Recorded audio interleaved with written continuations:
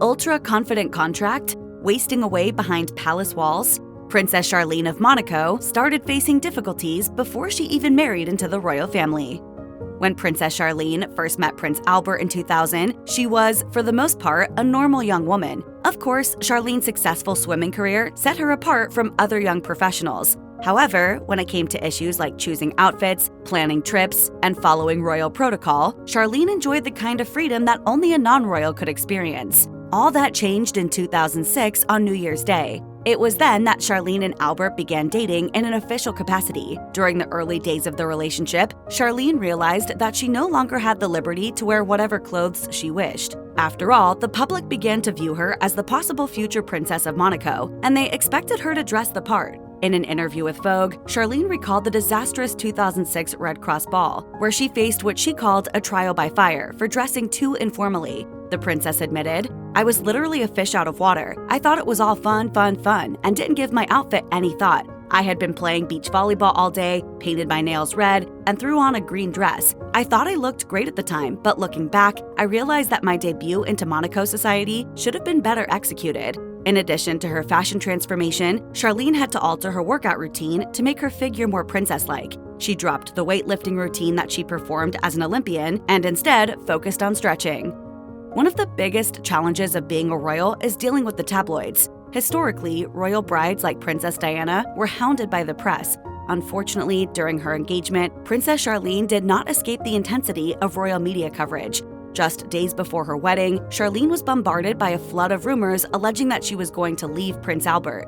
The wedding, presided over by Philippe Narmino, the registrar for the ruling Grimaldi family, was one many thought they would never see. Indeed, the French outlet Le Journal du Dimanche went so far as to claim that Charlene had attempted to escape from Monaco 3 times in the weeks leading up to her wedding. Per this report, which Albert and Charlene vehemently denied, the princess sought refuge in the South African embassy in France after heading to Paris for a dress fitting. Apparently, she tried leaving the country a second time at the Grand Prix. The outlet also alleged that the Monégasque police force confiscated Charlene's passport after a final attempt. Ultimately, all of this press attention took its toll. On the day of Charlene's wedding, she broke down in tears, no thanks to the salaciousness of these rumors. The princess later told The Times, "Everything was just so overwhelming. There were all the mixed emotions because of the rumors, and obviously the tension built up, and I burst into tears. And then I burst into tears some more because I was thinking, oh no, now the whole world has seen me cry." Even after Princess Charlene and Prince Albert tied the knot, rumors about the validity of their relationship swirled. This was particularly true during their honeymoon, which the newlyweds spent in South Africa. However, instead of cozying up in a romantic hotel room with a glass of champagne, Charlene and Albert shocked the world by staying in separate hotels. Indeed, right when the couple arrived in South Africa, Albert settled into the Hilton Hotel in Durban. Meanwhile, Charlene stayed at a luxurious suite in the town of Umhlanga Rocks, 10 miles away from where her husband was staying. Speaking to ABC News, Daily Mail reporter Peter Allen spilled the tea on why the couple was staying separately. The reporter revealed that a palace representative had released a statement to the Daily News, which read, "The prince was in a meeting at the Hilton with members of the International Olympic Committee from July 5th to 9th. For practical reasons, it was better to sleep there." Despite this explanation, however, Allen remained suspicious of why the couple chose to be apart for their honeymoon. As Allen told ABC News, he found it odd that Albert fulfilled work obligations during the trip, adding, "He stayed there, leaving poor old Charlene 10 miles up the coast at a seaside hotel. You have to ask, why couldn't Charlene have stayed in Durban? It's a mystery." It's no secret that royal brides are expected to produce an heir to the throne, but Princess Charlene faced particular pressure to do so. After all, Prince Albert fathered 2 royal love children prior to his marriage, making the need for a legitimate son even more essential. Royal expert Baron Henri Estremont told Insider that the Monégasque elite had long expected Albert to provide the princedom with an heir. A government spokesperson also echoed the sentiment, telling the French outlet Pendez-vous, "Charlene has beauty and style, and we are all praying that she will ensure the royal succession in our principality. The time is now right to produce the next ruler of Monaco." Unfortunately, all this chatter meant that Charlene was faced with the burden of conceiving quickly. When the princess didn't get pregnant within a year of her marriage, the pressure got to her. In 2012, the French tabloid Voiceover reported that Charlene was struggling so much with the issue of pregnancy that she refused to talk about it, writing, "Charlene has made the subject of pregnancy a taboo topic around the royal palace. She might have a smile on her face at official functions, but inside, she is stressed and frustrated. This subject is weighing more and more heavily on her shoulders. Even after Princess Charlene gave birth to Prince Jacques and Princess Gabriella, it was clear that she continued to struggle with certain aspects of royal life. Chief among them seems to be living in the palace, which for many people would be a dream come true. Indeed, the Princess Palace of Monaco is an elaborate construction, complete with maid service, private chefs, and panoramic views of the Mediterranean Sea. In spite of these luxuries, however, Charlene decided against living in the palace, choosing instead to inhabit a nearby apartment located above a former chocolate factory. To Monégasque people, this unusual living arrangement was hardly a secret. As one local source anonymously told the Daily Mail, "We often saw her outside the palace and she would usually be alone or with a bodyguard, but she was never with Albert. It was obvious she chose to spend most of her time in the apartment rather than the palace." That being said, many members of the public hoped that Charlene would move back in with the rest of her family. Speaking to the Daily Mail, another Monte Carlo resident stated, "The way to stop all the friction and put an end to the speculation about their marriage is for Charlene to proudly move back into the palace and start living like a proper princess."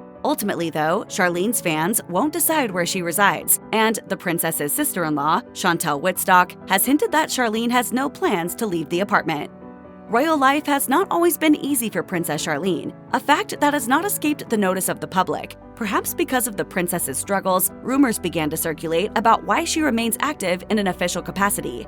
In 2022, Voici claimed to have reason to believe that Prince Albert was paying Charlene to perform her royal duties. According to the outlet, the wealthy prince signed an ultra-confident contract with his wife, stipulating that he pay her 12 million euros per year to appear by his side.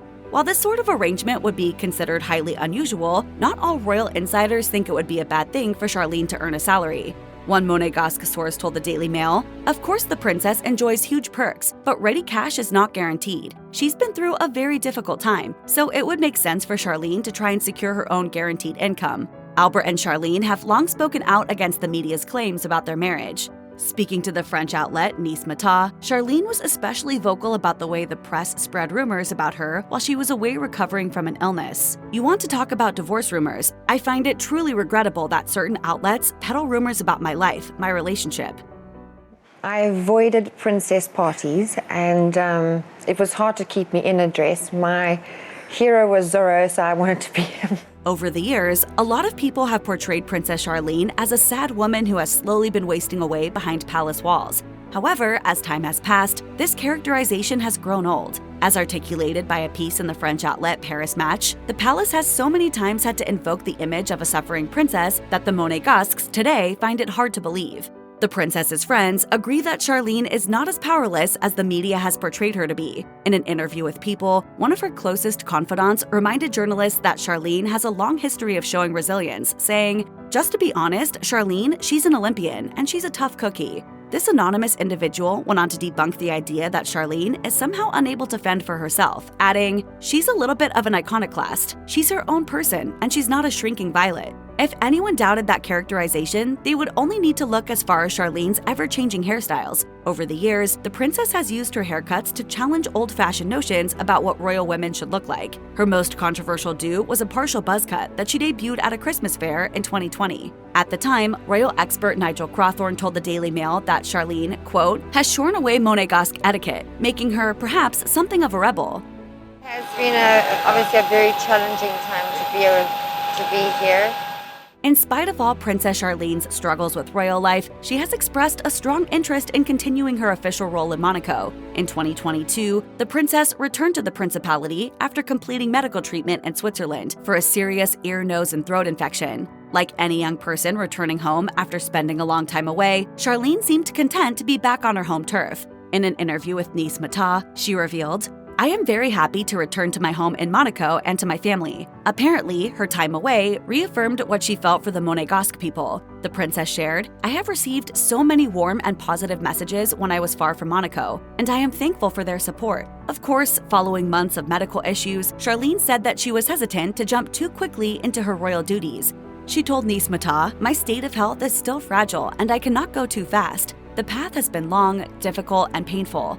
As a result, the princess said that her main priority would be her family life, adding, "After returning to the principality, I have concentrated all my energy on my children, my husband, and my health." Prince Albert has spoken out in support of his wife, telling People, I'm really proud of my wife. Charlene's doing really well. As you can see for yourself, she's been active in any number of different events.